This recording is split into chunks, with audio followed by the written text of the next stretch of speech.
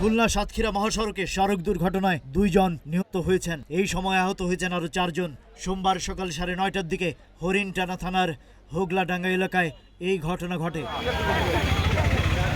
Police ও প্রত্যক্ষদর্শীরা জানান, হোগলাডাঙ্গা মোড়ে একটি ইজি বাইকে খুলনাগামী যাত্রী তুলছিল।